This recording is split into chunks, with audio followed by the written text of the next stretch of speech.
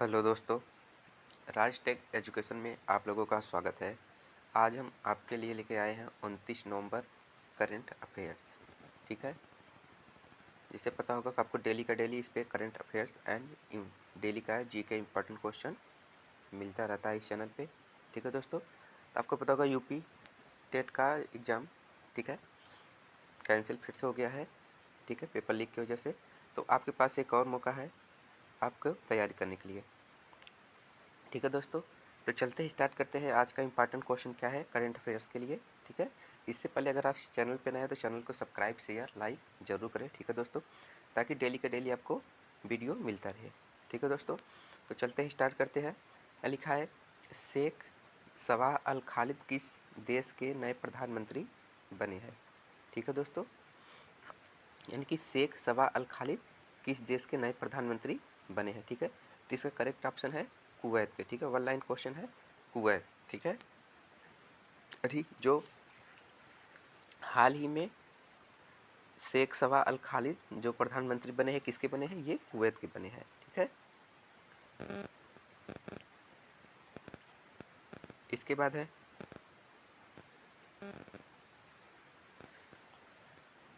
नीति आयोग द्वारा जारी भारत के प्रथम बहुआयामी गरीबी सूचकांक। ठीक है दोस्तों, multi domain social poverty index. ठीक है, यानी कि गरीबी सूचकांक में। ठीक है, यहाँ आपको दिखता होगा बहुआयामी गरीबी सूचकांक में भारत का कौन सा राज्य बनकर उभरा है। ठीक है, यानी कि नीति आयोग द्वारा जो जारी होती है बहुआयामी गरीबी सूचकांक, इनमें ठीक है सबसे गरीब राज्य कौन बनकर उभरा है। ठीक है दोस्तों, पहला है उत्तर प्रदेश, दूसरा है बिहार, तीसरा है झारखंड, चौथा है छत्तीसगढ़। ठीक है दोस्तों, तो इसमें क्या है कि बिहार जो है यह सबसे गरीबी बहुआयामी राज्य बनकर उभरा है। ठीक है, यानी कि बिहार राज्य सबसे गरीब राज्य ठीक है जो कि किसके जारी के अनुसार? नीति आयोग।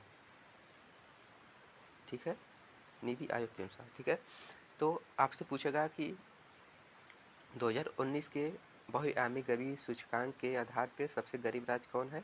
तो ये बिहार है। ठीक है, अब बात कर लेते हैं कि अगर फर्स्ट पे बिहार है तो उसके बाद कौन है। ठीक है, यहाँ आपको दिखता होगा भारत के 3 बहुआयामी गरीबी राज्य। ठीक है, तो पहले नंबर पे है बिहार, दूसरे नंबर पे है झारखंड, तीसरे नंबर पे है उत्तर प्रदेश। ठीक है दोस्तों, अगर आपसे पूछता है बहुआयामी गरीबी सूचकांक में दूसरे स्थान पे कौन है, तो दूसरे स्थान पे है झारखंड। ठीक है, तीसरे स्थान पे कौन है? तो यूपी है। ठीक है दोस्तों, इसके बाद है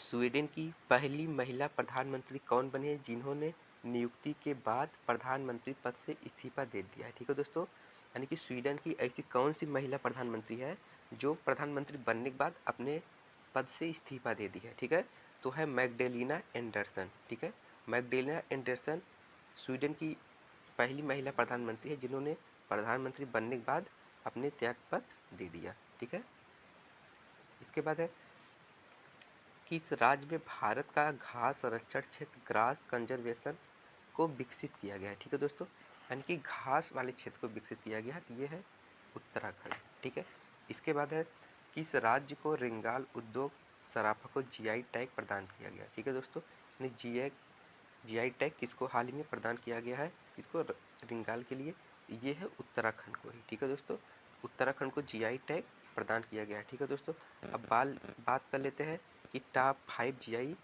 किसको प्रदान किया गया है। ठीक है, तो भारत के 5 जीआई टैग पाने वाले राज्य कौन कौन से हैं?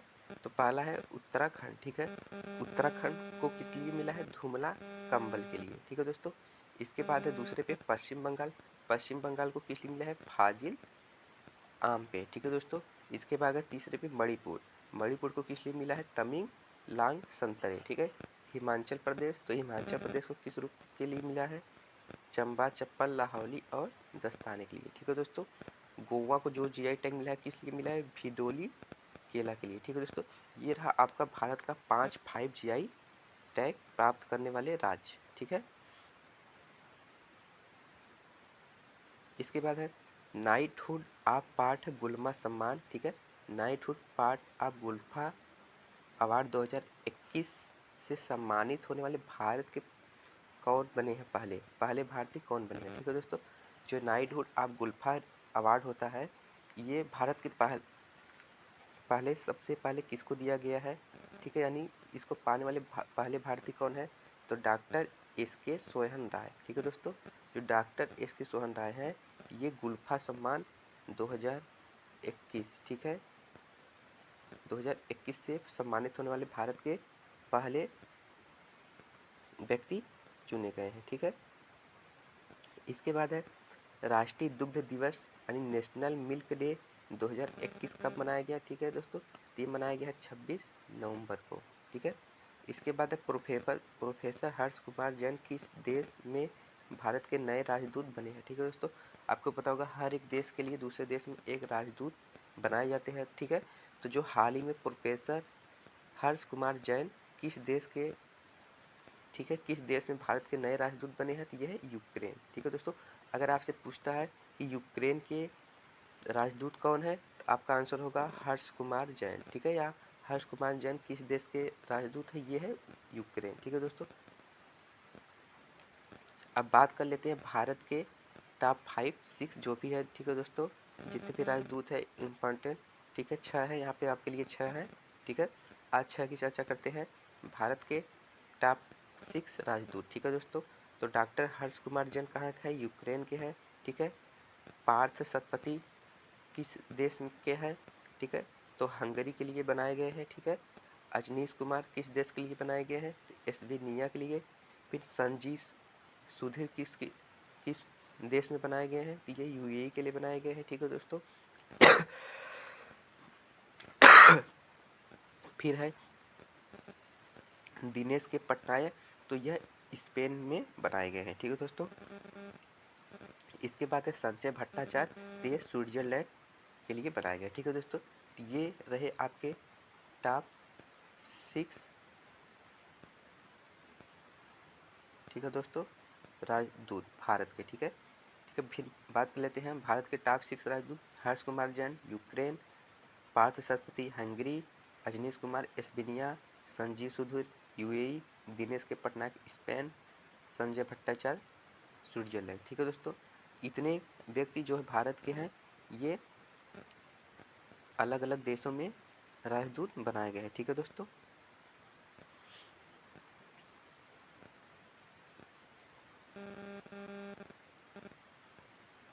इसके बाद है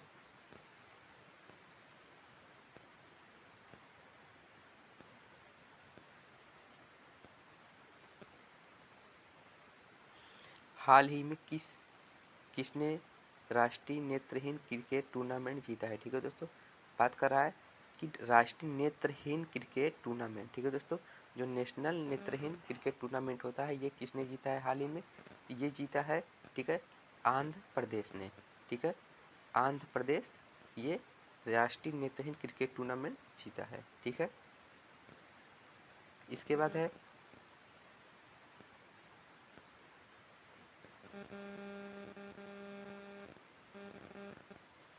ठीक है, इसके बाद है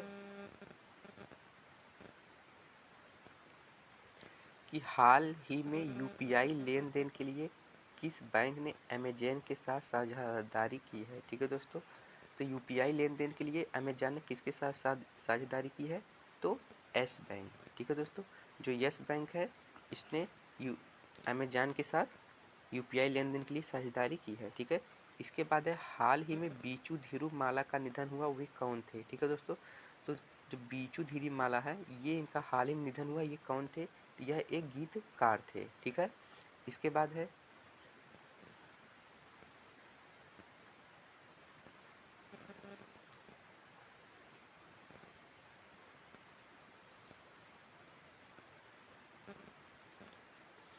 हाल ही में इंटरपोल की कार्यकारी समिति के लिए भारत के प्रतिनिधित्व के रूप में किसे चुना गया है। ठीक है दोस्तों, यह है हाल में इंटरपोल की कार्यकारी समिति। ठीक है, तो इंटरपोल की कार्यकारी समिति के लिए भारत के जो प्रतिनिधित्व को चुना गया है, यह है प्रदीप सिन्हा। ठीक है, प्रदीप सिन्हा को इंटरपोल कार्यकारी समिति का अध्यक्ष चुना गया है। ठीक है दोस्तों,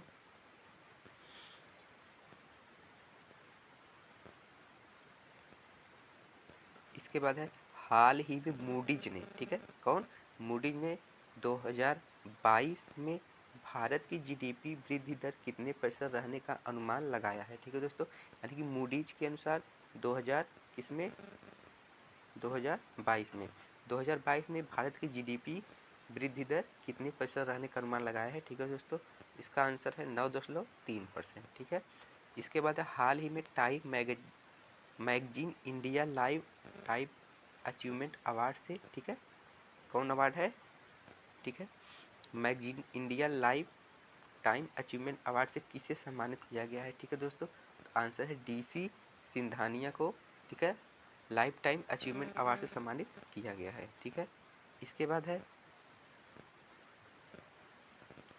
कि देश में पहली बार ड्रोन से, ठीक है दोस्तों, ये आपका काफ़ी इंपॉर्टेंट क्वेश्चन है।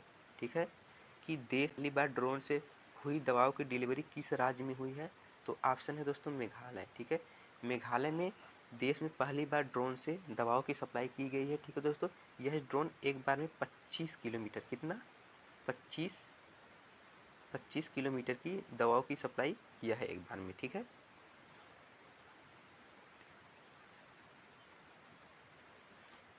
इसके बाद है केंद्रीय वित्त मंत्री निर्मला सीतारमण ने तेजस्वी और हौसला नामक 2 योजनाओं का शुभारंभ किस राज्य में किया है। ठीक है दोस्तों, तो जो केंद्रीय वित्त मंत्री निर्मला सीतारमण ने तेजस्वी और हौसला नामक 2 योजनाओं का शुभारंभ किया है, यह की है जौनपुर जम्मू कश्मीर में। ठीक है दोस्तों, जम्मू कश्मीर में निर्मला सीतारमण जो कि केंद्रीय वित्त मंत्री है, इसने तेजस्वी और हौसला नामक 2 योजनाओं का शुभारंभ किया है। ठीक है दोस्तों, इसका उद्देश्य क्या है, ठीक है, इसका उद्देश्य, इन दोनों योजनाओं का उद्देश्य क्या है, ठीक है, इन दोनों योजनाओं का उद्देश्य जम्मू कश्मीर की लड़कियों को अपना व्यवसाय शुरू करना व मौजूदा महिला उद्यमियों को प्रोत्साहित करना। ठीक है दोस्तों, यहाँ तेजस्वी का मतलब क्या है, अपना व्यवसाय वगैरह इंक्रीज करना, हौसला मतलब अन्य महिला उद्यमियों को प्रोत्साहित करना, ठीक है, अपने व्यवसाय के लिए। ठीक है,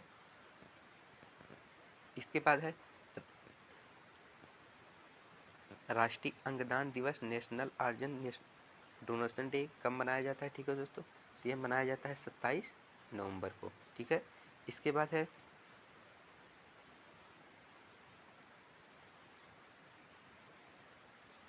इसके बाद है 13वें एशिया यूरोप शिखर सम्मेलन में भारत की तरफ से प्रतिनिधित्व, ठीक है, किसने किया है। ठीक है, तो आंसर है एम वेंकैया नायडू। ठीक है, ठीक है दोस्तों, तो ये रहा आपका आज का टॉप करेंट अफेयर्स। ठीक है, तो आपको ये वीडियो कैसा लगा आप कमेंट करके ज़रूर बताएं। ठीक है दोस्तों, ऐसे ही आप अगर कोई और चीज़ पढ़ना चाहते हैं तो आप कमेंट करके बताएं। ठीक है, आपको डेली का डेली इस पर करंट अफेयर जीके क्वेश्चन मिलता रहेगा। ठीक है दोस्तों, आप इस चैनल पे नए हैं तो चैनल को सब्सक्राइब एंड शेयर जरूर करें। ठीक है दोस्तों, थैंक्स फॉर वॉचिंग।